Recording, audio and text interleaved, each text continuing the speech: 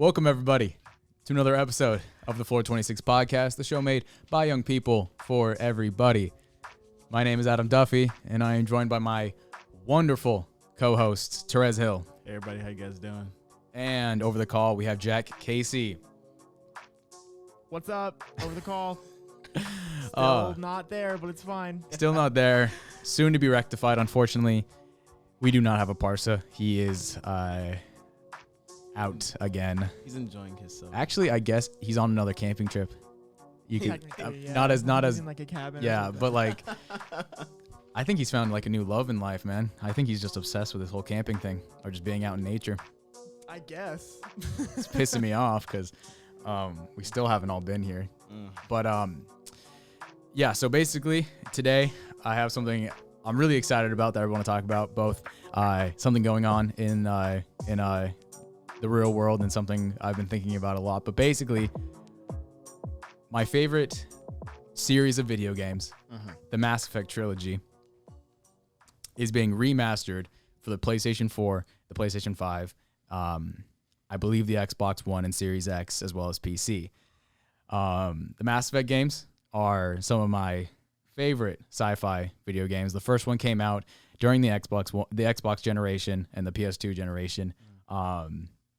And it was like one of like the most popular games at that time. Right now, it plays and looks like a potato. So I'm really excited to see it get not only a graphics remaster, but also gameplay remaster. I'm very excited for that, as well as Mass Effects 2 and 3. Those will be coming out, I think, early 2021 in like February. So I'm really excited about that. And it's both wanting me to get a PS5, but also since it's coming on the PS4, it's like it's also incentivizing me to just stay with the generation I have right now. Right. So what does the games consist of? Like, what are they about? Yes. So basically, it's sci-fi. It's based on Earth, and it's like no real like history changes. It's like Earth, like normal. And Mass Effect 1 starts in the year, I believe, 2114, and basically, I'll just give a quick breakdown of the story. So basically, in like 2060, the humanity took a space shuttle past Pluto, or like a drone past Pluto, Right. and they found behind one of the moons of Pluto, they found this like huge spaceship encased in ice. And when they thought it out, they realized it wasn't really a spaceship, but it was this like conduit of called a mass relay, and that mass relay allows spaceships to travel faster than light around the Milky Way galaxy. And when they unthought it and like figured out how to work it, they realized that there was a whole like huge civilization of different alien species on the other side of the relay. Really? And like these like the aliens come from like their different systems, and I guess the basic elements of it have a lot to kind of have the same vibe as like European colonialism in the Americas, Right. where humanity comes through the mass relay, and like all the alien species, they get into a war almost immediately with one of the more advanced races, and they get like stomped, but then eventually like humanity prevails, and over like a century they become like the most dominant species in the galaxy, even though they only started like space travel very early relative to very late relative to the other species. And like just the story, the characters, and the combat are some of my favorites in any video game. And I've played them each like 15 times, on the hardest difficulties. And very awesome sci-fi. Right up there, with like Halo and Star Wars for me. But I'm really excited for those to come out, and I'll definitely be playing those a lot. And it kind of, when I saw the news that it was coming out, it made me think about something I've been considering a lot, and I've been on a sci-fi bump recently. I've been consuming a lot of sci-fi media. I recently rewatched sort of the golden seasons of Doctor Who, like the new generation of Doctor Who, which I watched as a kid. Nice. Yeah, I watched all these seasons with the 11th Doctor because he's my favorite.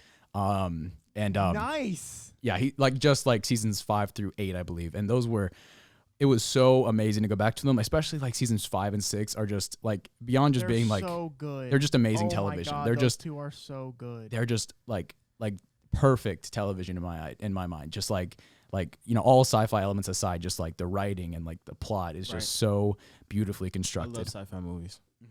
And basically I've been thinking a lot about this one idea, and I want your guys like feedback on it. In this, it's a big hypothetical, and I just want you guys to think of like the implications of it. But basically, with a lot of these games and a lot of these stories, like Star Wars, especially this whole sci-fi bump with the release of the second season of The Mandalorian, that's also been really igniting my interest in all of this. I haven't seen that. You really should. It's an amazing show. The first season was awesome. Season 2 so far has been great. We are recording on a Friday, and I have not watched this week's episode. Jack, have you seen it? Oh, it's so good. This episode. Okay. Did they honestly, go? Yeah. No. Okay. I know. I can. Okay. I probably know what your question is, and the answer Yeah. is no. Okay.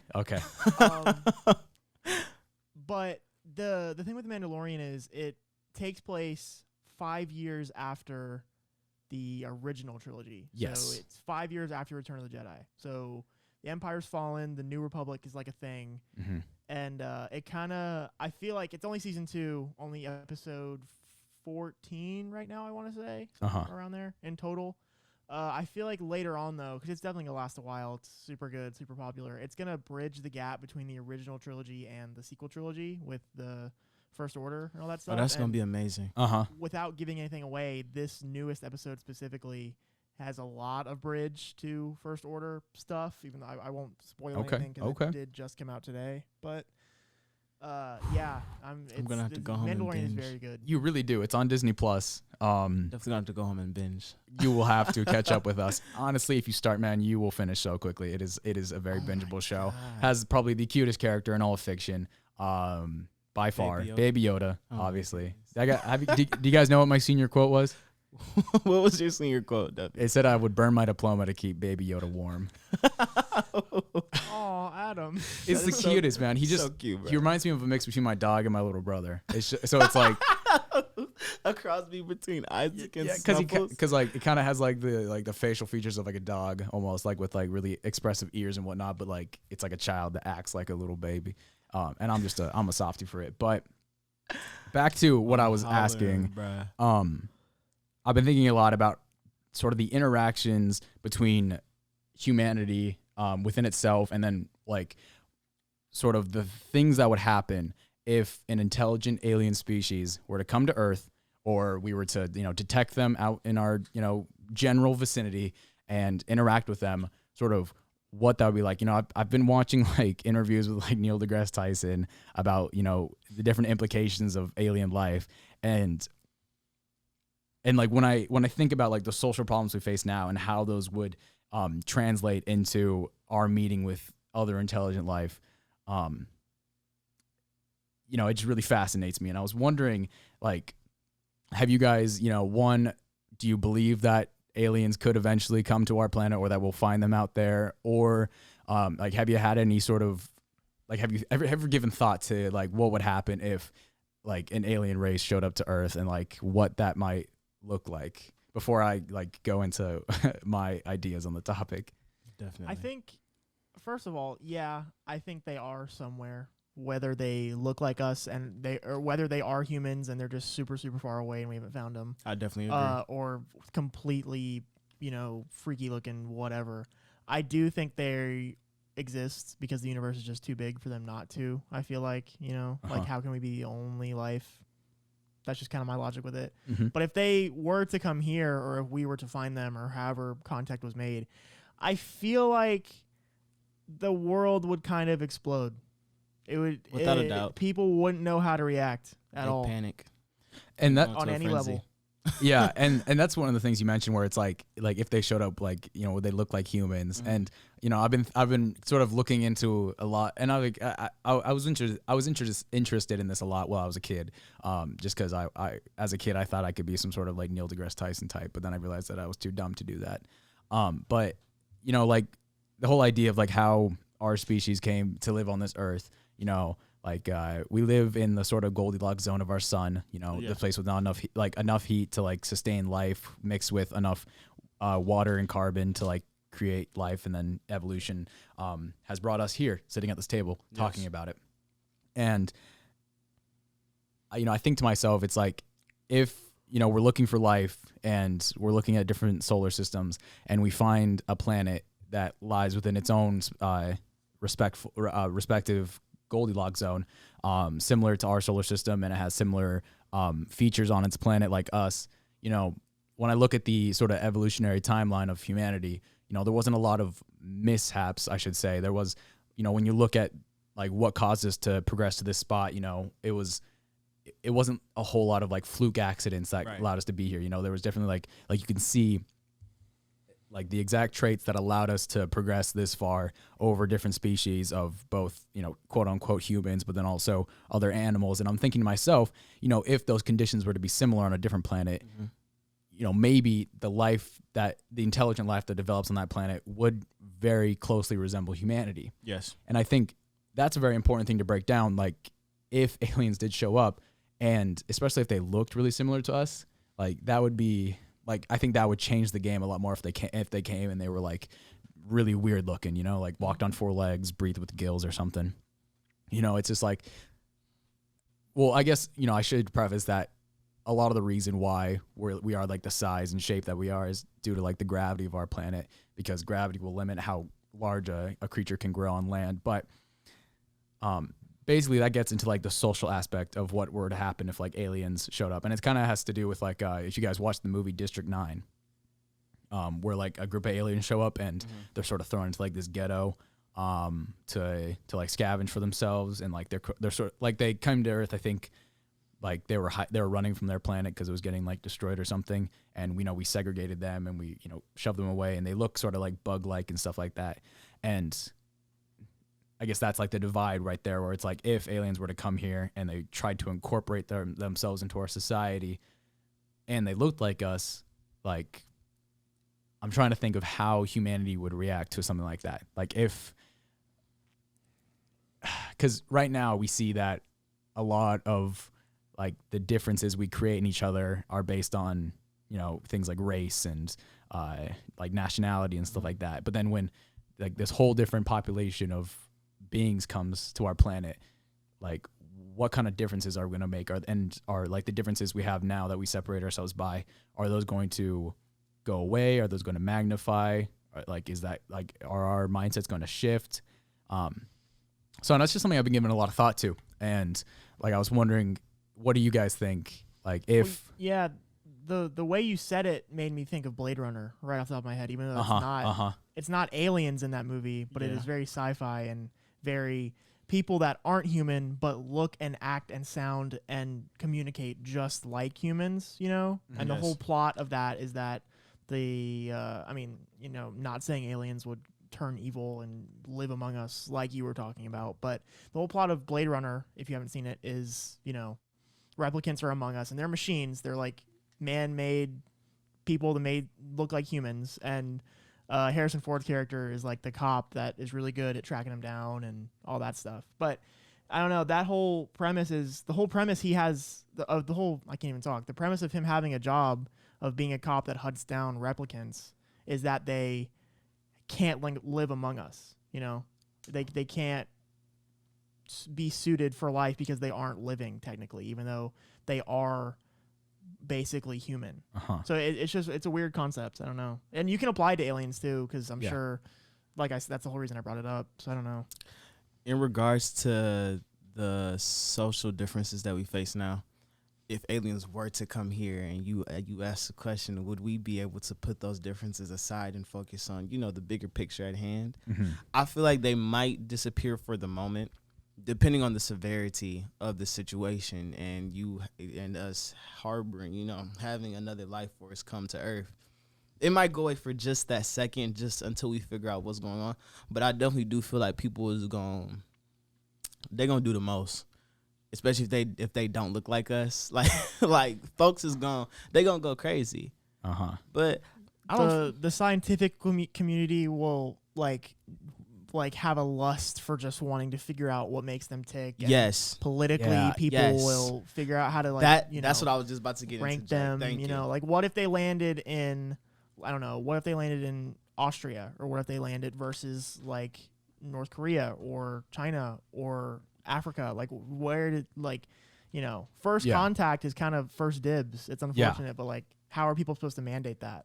Yeah, and I've been thinking of how like like if aliens were to drop tomorrow, how would our political climate adapt to that? And that does have a lot to do with like I think the immediate reaction would be to always, like go to our guns and just like see, it, like this as a threat or like an asset to be used by any one entity. And I guess something that I've been thinking about a lot lately is that, when we look at and we see a lot of the social problems that when we see a lot of the social problems that we're facing today, and a little bit of like a dissolution of a cohesive society, not like dissolution, I'd say like to the point of completely dissolving. I just think it's a little bit of some growing pains that we have to get through. I look at that and I think that a big reason why, especially in America, and a lot more developed countries, the reason why why we're starting to turn inwards and really hate each other, and fight against each other is because we don't have some sort of big enemy anymore in the world. I mean, we do in a lot of respects, but not like World War II,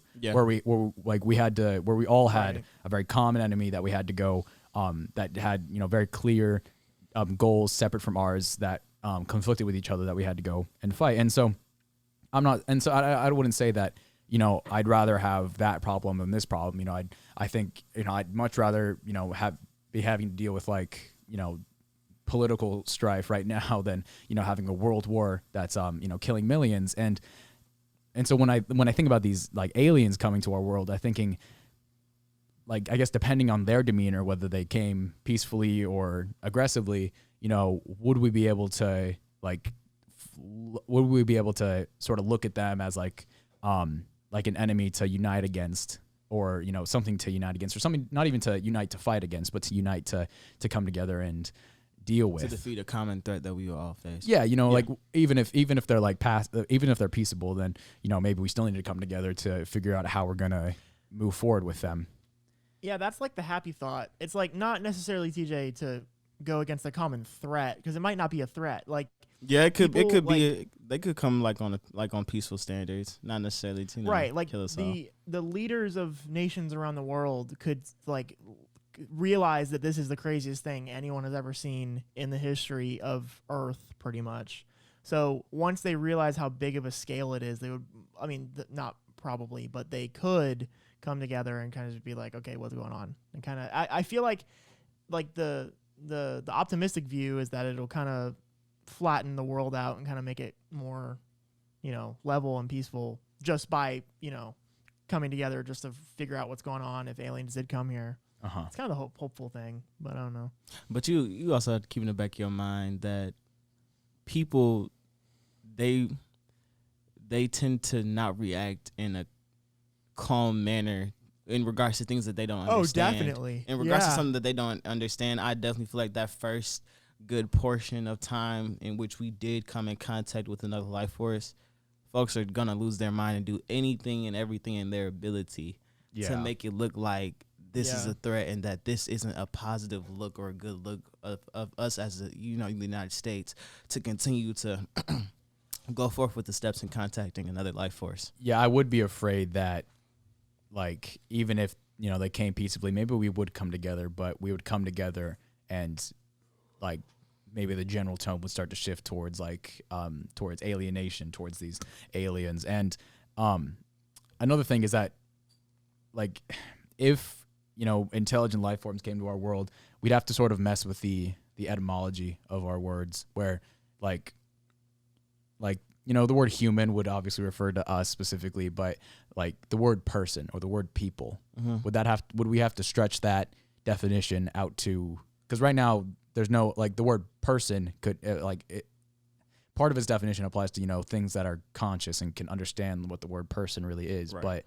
And right now the only the only sample of that in the dictionary would be human beings. But if other, sentient life forms came, and it's hard to say, because it's like, I look at the differences that we established between ourselves on Earth, and I'm like, that's quite ridiculous in my mind, because every human is built almost identical to each other in every single way. And it's like, if another intelligent life form came, I mean, like, it's hard to say if, like, the basic building blocks that we see within people of, like, inherent love, inherent pain, inherent, longing and stuff like that. Like, the foundation. If that, if those elements were were found in a life form that came to our planet, you know, how would we be able to change our definitions of person or and like sentience, and I guess how it's just something that I've been sort of fantasizing about recently, but I guess more into sort of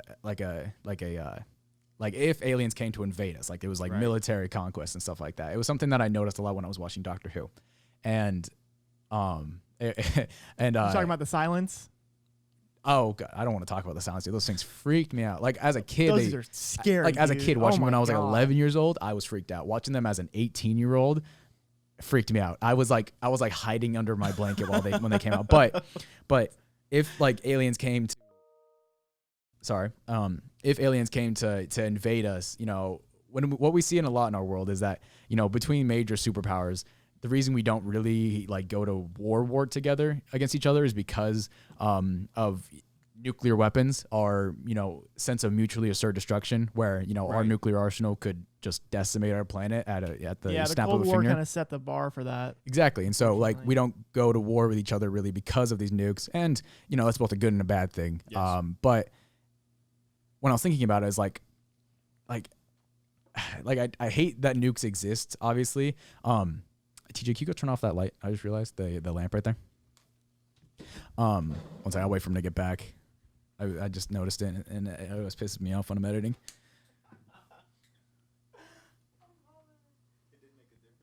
Yeah. Oh, here, come sit down.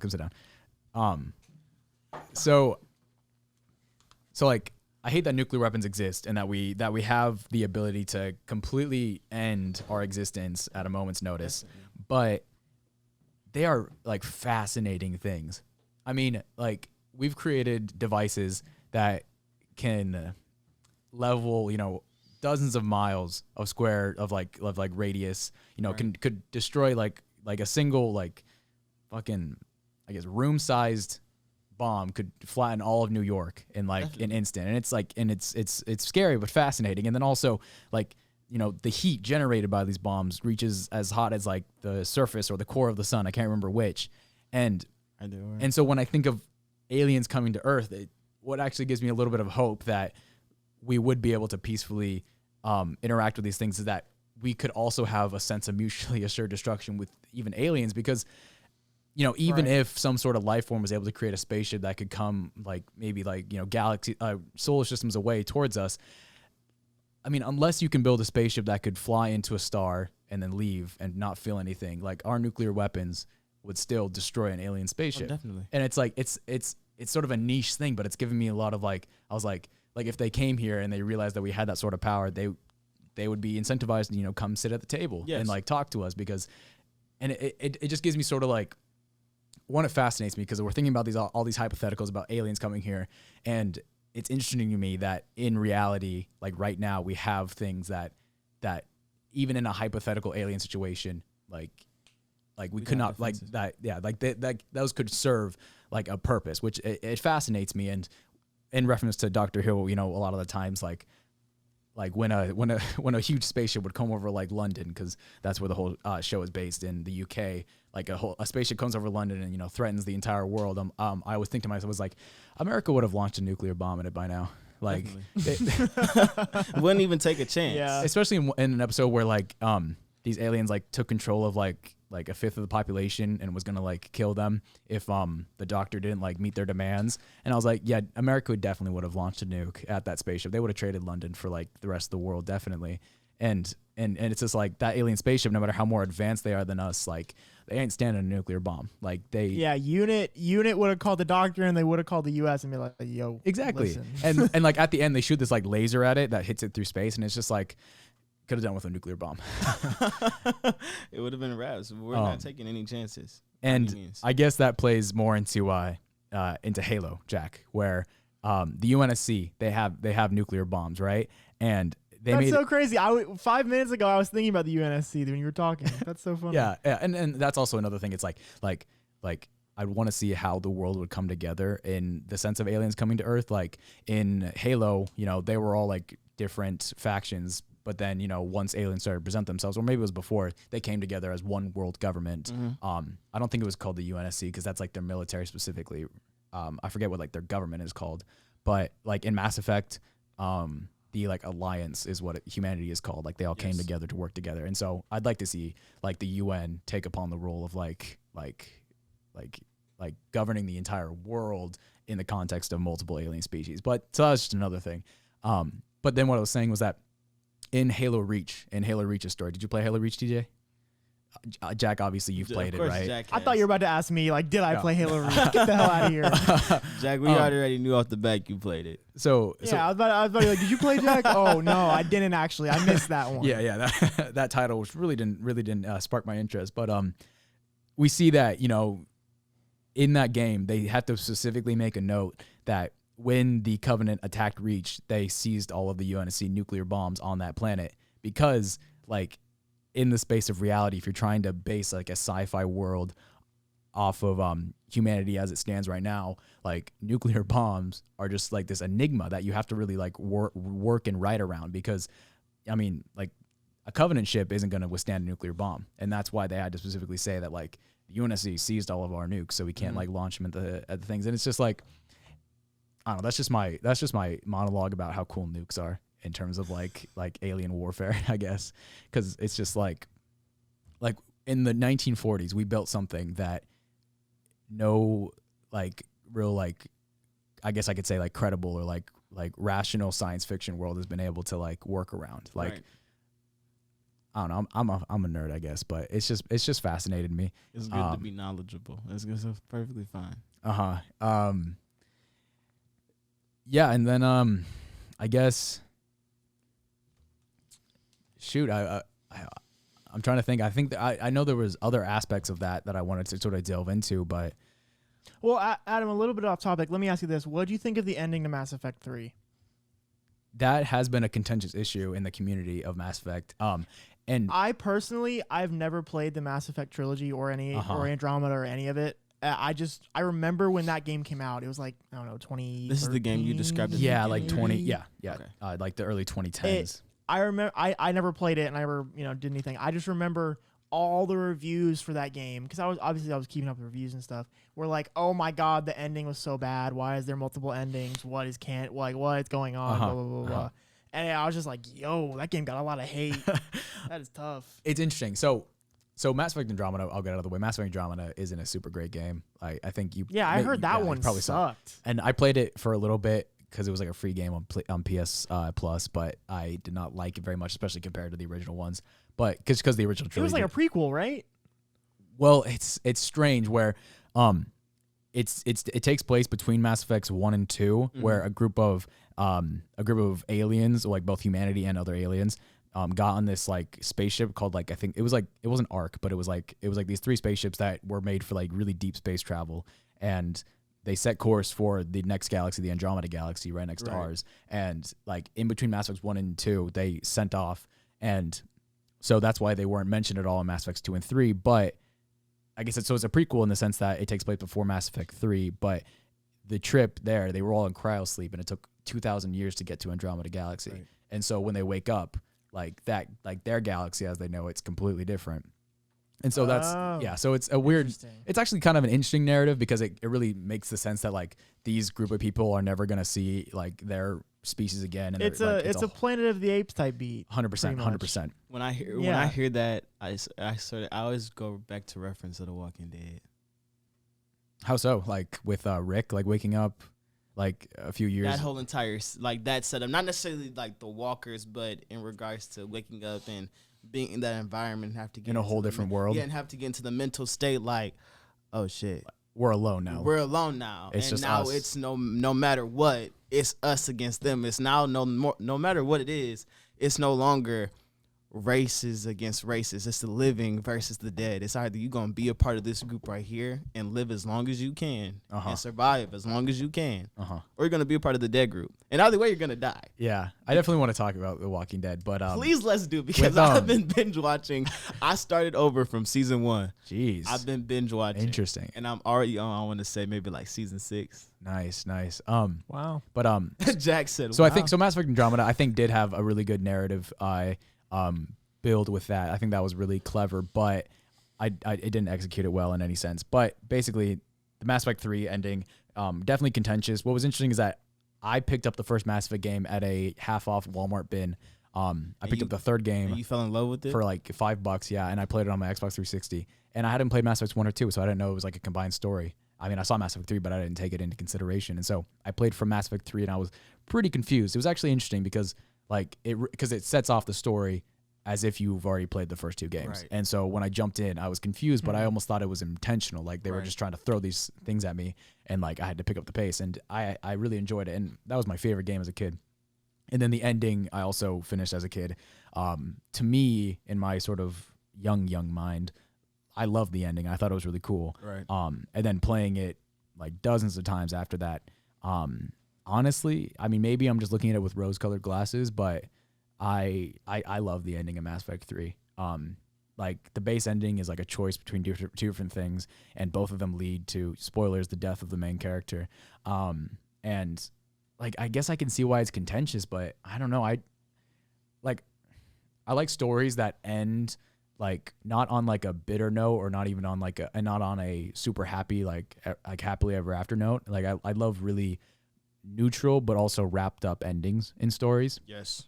Like things that leave the mood really ambiguous, like really up for I guess interpretation, but also just like no matter what, like the ending is just it's very neutral. It's not like depressing, but it's also not like super fantastical and super happy for everybody. Yes. And especially with a story like Mass Effect, like the story of like the galaxy falling apart from like an alien invasion. It was a really, I honestly thought it was a really good ending for the series, but I'll describe it more to you guys later.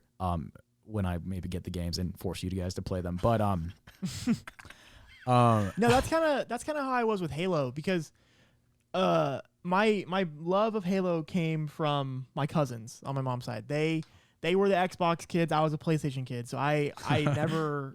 So Halo, I was out of my reach because I had a PS1, PS3. So I was just like, I'm screwed. Going over to my cousin's house, Halo 24/7. So pretty much You from completely birth fell in love.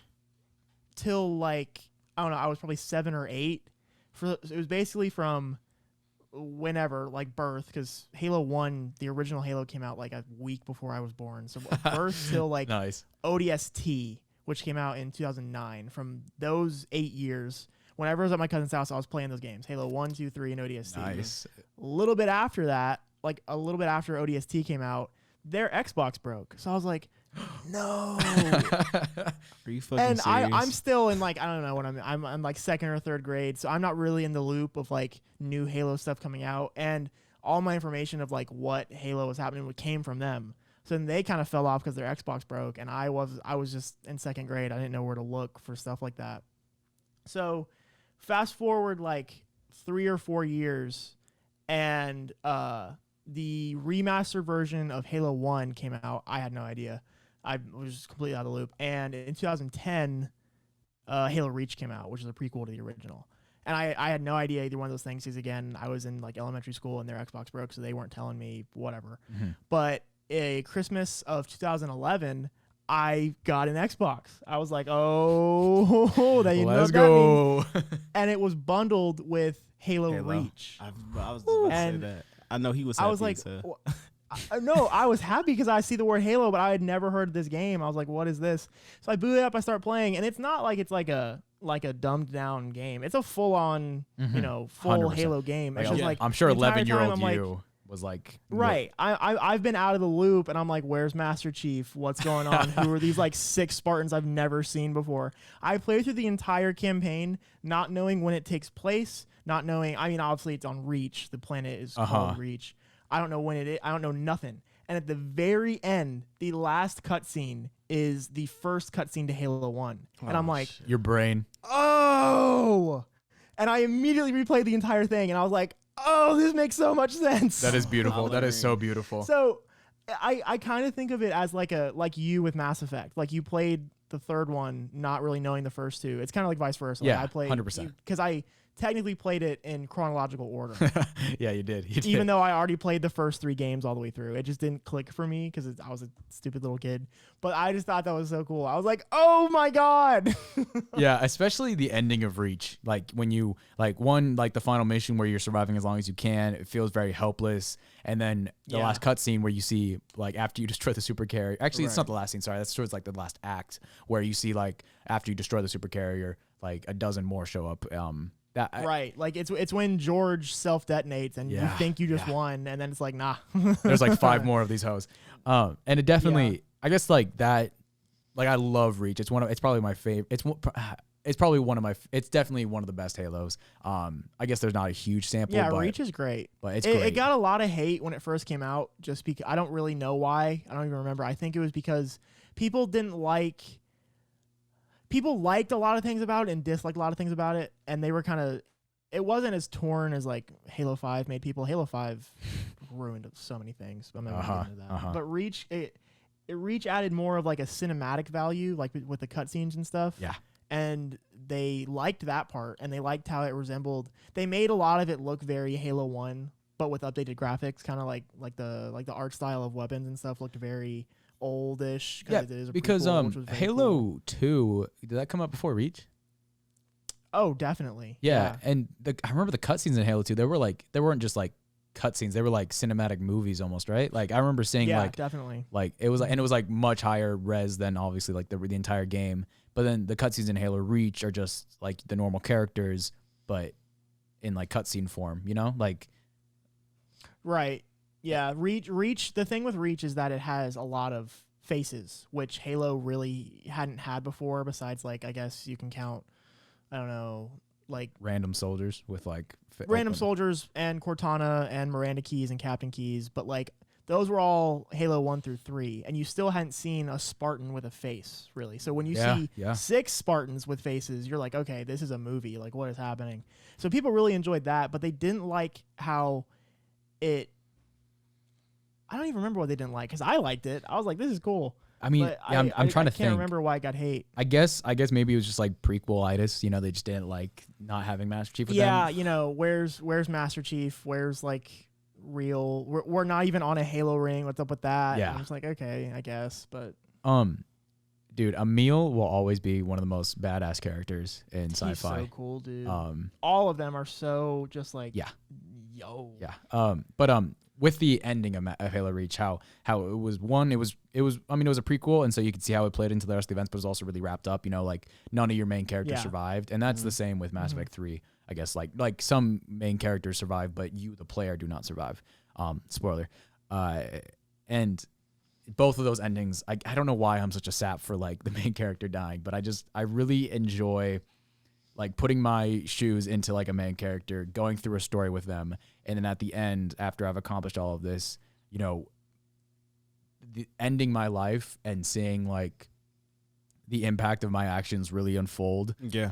Like the crux of that, and see having those like lap over is just really interesting to me. So like playing as Noble 6, like seeing how my actions getting Cortana off planet like save the rest of like Halo universe, and with Mass Effect, more harder to explain, but seeing my I can actually explain it for you. The reason I think subconsciously you like having the character die at the end of you playing is because you don't want that character, which you've kind of, you know, involved yourself in being. You built a connection with that character. Yep. You don't want him or her to go do something else in a comic or a movie because you wouldn't be playing them. You know, if you don't want them to have a 3-year gap between 2 games, because that's 3 years you weren't playing as them and weren't experiencing their shoes. So it's kind of definitely yeah. So like the main character of the Mass Effect trilogy was Commander Shepard, and he was not in Mass Effect Andromeda, you know, just because like I explained the story, it's like thousands of years after, I guess, Mass Effect 3, but also in between 2 of the games. And I both like that he wasn't there, but also they didn't replace him with a good enough main character. But I mean, TJ, have you been playing any video games recently that spark your interest and like in a way like we've been talking about? Besides Call of Duty Cold War and Gears of War 5, that's about it. And Destiny, of course. Oh, and I'm not to mention Warframe. Warframe is that free game that you can get on Xbox or PlayStation. I just recently got into it. I think my character is I don't know. I know you get like three dudes. You can pick from 3 dudes. You can pick the guy with the sword. Yeah. No, mine has like this. Oh yeah, I think he does. Mine has Actually, the I guess staff. everyone has like a sword or staff. Yeah, mine has the staff and like the big bulky head, not versus like the little samurai shit. Yeah. You know, free games are interesting on these consoles. You know, like every once in a while you go to the free game section. I mean, there's one on Steam too, but like you know, you see Warframe, World of Tanks. You'd be surprised though. Games like that make so much money. They really do. Oh my god. Yeah. Like League of Legends, which has been free to play since forever, since literally launch, is one of Blizzard's most think about popular. how much money that game has. Oh my god. It's the government of South Korea. That's a Nakey Jakey joke. Good job. I'm so glad you picked it up. I'm so glad you picked it up. I'm hollering. I guess that video of his really did speak to, I'm guessing, the esports one. Was that just like, especially when he talked about Halo, all that for that entire section? I mean, I'm not as into like I don't know. I'm into my games, but I'm not a huge like esports supporter. I think they're great, and I've been to esports events, but I'm not like, that's not like my primary source of entertainment, and I'm not only I don't really know anything about it. I know a little bit, like I know some players. I'll watch CDL every now and then, but that esports video honestly taught me a lot too. I didn't know a ton of that. Yeah, same here. To be honest. I follow pretty closely the Hearthstone esports scene, just because like it's a little different from other esports scene. There's not a whole lot of individuals involved, and the ones that are like pretty popular faces. You know, like who's like competing for the world championship each year. But I don't know. That doesn't go anywhere. But yeah, with these free games, like they're like, I guess, high quality. I mean, Warframe and World of Tanks are both like still kicking, making money. Definitely from like the microtransactions. Warframe's just like never-ending combat. Like regardless of where you are, whatever planet you decide to go to, launch to, whatever the case may be. That's the thing. It's just with all these games, it's just kind of like mind-numbing. Just sort of fun. Just playing games. And I think it's important, just having like free-to-play games that you can download in a jiffy and then hop in and start and a lot of them are like a grind too, like getting your rank up, or like in Destiny. Definitely. Let me ask: are you a Titan in Destiny primarily? Yeah, I have a Titan, but no, I'm a Warlock. Oh, you have multiple. Warlock. Okay. I love my Warlock character on Destiny. Why haven't we played Destiny together? I don't think I'd ever change him for the world. Like I've built him up to such a status. Is Destiny cross-platform? Yeah, it is. Do you play on Xbox or PS4? Because I know Xbox. Xbox. Dude, we gotta hop in together, please. Like, is it? I'm assuming you're talking about Destiny 2. They don't support the original anymore. Yeah, Destiny 2. I don't have as high level characters on Destiny 2, but just like that game is just definitely like, it's wonderful. It's like, I mean, it's just like combat, like just like easy, fun, like shooting, and then just like grinding to get higher levels, and then fighting stronger enemies, because getting like higher levels. every day there's a daily quest that you have to go ahead and accomplish, and then there's always different levels and standards, suit build-ups. Like I'm still recently building up my dudes a whole entire body armor, and it's so dope. It's so dope. I don't think I'd ever change my Warlock for the world. But I'm learning. I really want to get into it again, but I played through the first Destiny. I did too. I played it like as soon as it came out. I played even the alpha for that game. Yes. And I went all the way. What was the last DLC? The Taken King? Was that it for? Yes. For Destiny 1, yeah. Yeah, I went all the way from start to finish, and then I was just like, okay, I gotta stop. Like that game just turned me off so much because there was Activision just gutted it and just made it. Oh my goodness. So much. Activision has been slaying the properties of other game companies. Like their merger with Blizzard has been, like Hearthstone has been suffering since their merger with Activision. Like right now, like I won't get into it, but right now Hearthstone is in like a huge debacle. Like the fan base is pissed. They're losing numbers left and right. I think Blizzard. I'm pretty sure I'm like singularly keeping up their revenue for the quarter. So it's like I don't know. That's the thing with Activision games. It's between, I mean, now it's Activision Blizzard, but now it's Overwatch, Hearthstone, Call of Duty, not Destiny anymore because Destiny broke off, but it used to be Uh-huh. Destiny. Those were like kind of the big four. And every year, at least for Call of Duty, you know, there'd be a new game and people would roast it because it had season passes that came out with 4 like DLC packs. It was like that forever, you know. And people were just like, you know, that's the worst, but they still bought it. And they're still going to keep buying it. And then in like 2016, there was the whole microtransaction debacle with like Overwatch was like, yeah, we have microtransactions, but we give out free DLC. There was kind of like giving out trade-offs and stuff. It was just really weird. And then with Battlefront 2, oh my God, that was like that one pitchforks rushing the. Oh my God, that was nuts. That did sort of break the cycle though, didn't it? Like, definitely. Everyone stopped doing microtransactions now, and then they switched to battle passes. Yeah, Hearthstone just got a battle pass, and it's not going over very well with the community. It's weird. Like when I launched BattleNet to go play Hearthstone, like I see Call of Duty in the same tab as Overwatch and Hearthstone, and it's weird to me. Like it doesn't sit right with your spirit. Like I not know. by any means. Yeah. God, what we're talking about video game companies. So let's see. So left. God, what's been going on in the world right now? I don't want to talk about politics like at all. I'm over. Yeah, me either. Like literally not at all. I'm really over. Why is the world obsessed with it right now? There's nothing else going on that's like, I feel like there's nothing else going on. No, that's literally that's the complete reason. There's nothing else going on, and that's why. That makes me feel bad. Why does that make you feel? Because there's nothing else going on. I can't. Well, okay, I'm gonna say one thing, and then we won't talk about it. Okay. Andrew Yang isn't moving here, by the way, Adam. Okay. He's not. He's that was like kind of like because he tweeted out. He was like, just to clarify, I'm not moving. I'm just gonna be there to help with stuff, right? Okay. Where was he moving to? Well, like I mean, like when he. Oh, he's moving to Georgia. Oh yeah, I guess you weren't here, but Andrew Yang's coming to Georgia to help with the runoff elections. Well, when he said he was moving here, I just thought like he'd get a place because just from what I know, like I saw that he said he would bring his family, so I just figured they might get a place and then leave after the election. Right. But yeah, is it less like attached than that? Like, is he just getting a hotel? Exactly. I think that's what a lot of people thought. They were like, oh wow. I don't think he's gonna be like he'll be here for like a few months, you know, to get it set and then be gone probably. Well, that'll be cool, dude. Imagine if like he has a kid that's 8 and a kid that's like I think 4 now, same age as my younger siblings. That's crazy. Could have a play date. Hey, Mr. Yang, let's just hey, I've got some kids. You've got some kids. They're not really my kids. They're my siblings. But like, let's hang. Let's hang out. They can hang. We can hang. We can have a barbecue. We can talk. You guys go swim in the I pool. got a mic. You gotta get a new hat, dude. I'm gonna wear that on like a chain. Like remember the rapper who had like the clock chain? Yeah. You talking about Flavor Flav? Yeah, Flavor Flav. That nigga nasty. No, but when I show up to an event, I'm gonna be wearing that like that.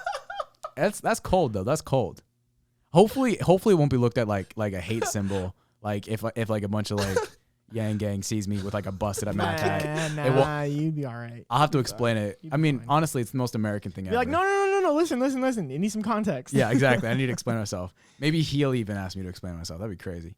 It might. Tell him I would strapped it to a rocket on the 4th of July. What you gonna do? Get a gold plated?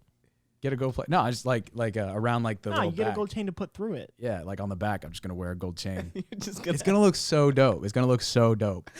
Hey man, I support it all the way. That dude we were driving by with the Andrew Yang sticker. Yeah, dude, I keep seeing those. Like like once in a blue moon, I'll see a Yang 2020 sticker, and I will hunt these people down. I'll try my best to like speed up next to them. So we were in the car, right, Jack?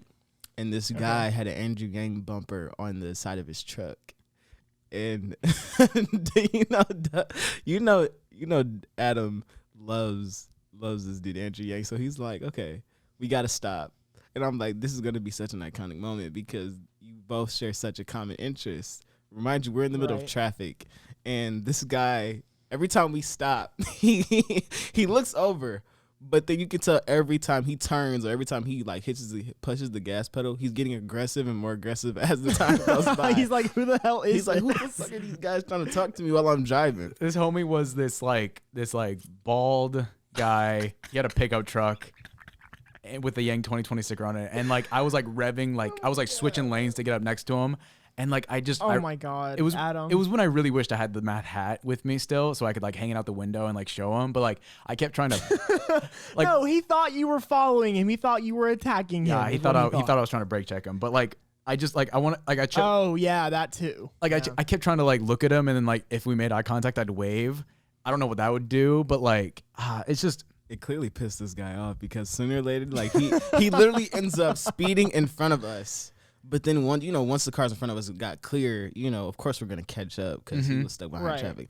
Then this dude, he gets so pissed off. You don't know how pissed off you gotta be to slam on brakes and slow down in the middle of traffic as it's moving, because traffic was moving. He was trying to lose me, is what he was trying to do. He literally got so pissed, he slowed down, and then he moves to the back. He literally got behind us and did not move. I wish I had a Yang 2020 bumper sticker on. So, then he would have knew like why you were trying to get his attention.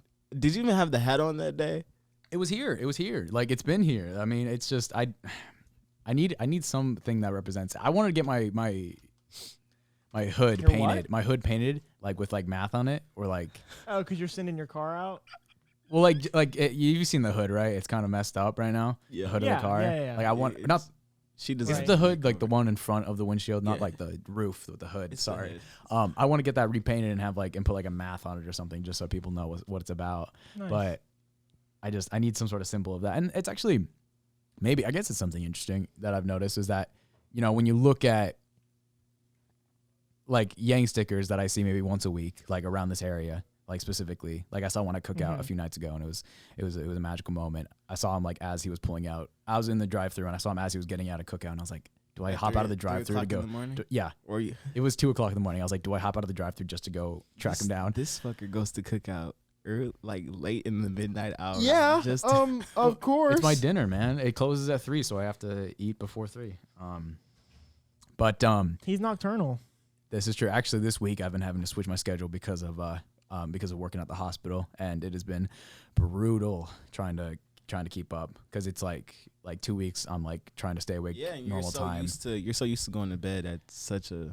It's just I like this whole week I've been waking up early to just like I've been like switching my sleep schedule back to like normal because I knew that on Thursday I'd have to be awake. I'd have to be downtown from like 7 to 5, and so like working up with that, like I just work. I'm so much less productive when I'm awake during the day. It's interesting. Like it's so hard for me to do homework when I'm awake during the day. But like when I wake up at 6 p.m. and I'm awake from 6 p.m. to like 7 a.m., I work so hard. Like I get stuff done. I feel like that's me because I feel like I work so much better under pressure, and when I know like time is of the essence, and I have to literally just compact all that shit. Yeah, it's either that or like being alone, like sitting like at my computer, like dead at night, nobody's awake. And it's just me sitting there. Like I work so much better. Like during the day, like it's just loud, and people like, especially my little brother, always coming in my room every half hour. He comes in my room. That's Trey's ass. He just comes in and he just talks to me, and I'm just like, buddy, I love you, but I am busy. Oh no, right? For those that don't know, of course, Adam and I think Jack knows this. I have a 3-year-old little brother. His name's Trey. So one day I'm laying on the couch. Remind you, our couch reclines. So I'm like laid out. I'm like, okay, Trey's not home from school yet. Kamari is in the room playing. I have a sister named Kamari. She's in the room playing her video game or whatever. And my mom and my stepdad, I think my mom was at work and my stepdad was doing whatever he was doing. So I'm like, I'm about to take a hell of a nap. Like I'm finna get this good rest. I'm finna snore. Mouth finna be open. I don't care. TV was on blast, right? Trey's little ass comes home. Mind you, I'm laying on the couch. He calls me 3 good times. I know he called me because in my back of my head, he's so loud I can hear him, but I'm not getting up. I'm going back to sleep. So if you don't take your little ass on somewhere and go watch TV or cartoons or something, leave it there alone. So he climbs on the couch, right, Jack? And he says, wham, wham, in my chest. Now, for a 3-year-old, you wouldn't expect them hits to really have such an impact on you. They got hammer But when you're not fists. expecting it, and you're like half asleep, and that little motherfucker got some heavy. They don't got restraint. They don't like know how to like pull their punches. So they're just like, I can slam on you with all of my 4-year-old weight. You know it was a hit when you can hear it. You sure a thump in your chest. Yeah, you can hear it. So I woke up And I was gonna throw his, but I had to remember who he was because you wake up out your sleep and something like that happens. You just ready to fight. Oh, 100%, dude. I get so pissed when someone wakes me up like by grabbing, like touching me, like if they shake me awake. Don't do that. I'm ready to throw hands. You up. Trey he sat there. He laughed. He said, "Hey, TJ," I said, "I could really hurt you right now." Like, cause he's just sitting there smiling, plain as day, like he didn't do nothing. Like, "Hey, TJ, how are you?" Oh, you said that to him? You could hurt him? I said, "I could hurt you right now, you little mother." I didn't cuss at him, but I'm like, "I could hurt you right now." In the back of my mind, I'm like, "This little bad little fucker, he needs to take his ass back to school because I can't take this no more. I can't take this." But the significance and wonders of having siblings, I guess, that are younger than you, it's freaking amazing. Yeah, Jack only has one sibling. And she's close to my age, so. Oh, you lucky mother. There is a certain wonder in having very young siblings. Mother. Yeah. Parsa is similar to you. You two like only have one sibling, but me and TJ have out the wazoo. Yeah. Got hella. Okay, so Are we wrapping up? I guess so. Aliens, video games. I guess just real quick, I'll mention someone was saying before. TJ mentioned his brother, but when I'm looking around and I see Yang stickers on these cars and stuff like that, something that gives me hope is that, barring like, I'm not even gonna say names, but like the two candidates for the president this year, barring their stickers being on cars, because they were still running up until that point. Yeah. The only stickers I see remaining from like candidates who have ended their races are Yang stickers. You never see like I don't even see Bernie stickers anymore. Or no, I shouldn't say the one older. Oh, I see gentleman. Bernie stickers hella. Like a lot. I see maybe I actually I don't see as many as Yang stickers, or even in like certain spans where I'll see equal amounts. I mean that gives me hope because one was less popular than the other. So so that's just one thing that sticks out to me. But besides that, thank you both for joining me. It was great talking to you guys. Keep you filled in on Mass Effect throughout the next weeks. I'll probably be spamming you because I'm really excited for those games. But do either of you have anything left to say? For those that haven't seen The Walking Dead, I would highly suggest you guys go ahead and watch it. Yeah, it's on Netflix, and I think they're talking about they already come up with season 10, or are they talking about? I thought that show was over. I thought they ended it with season 9. Walking Dead's been done. Are you sure? Nah, they totally can't ended the show. Really? It's ended. Been done. Yeah. Is there 10 seasons or is it just 9? I think it's 10, but that's it.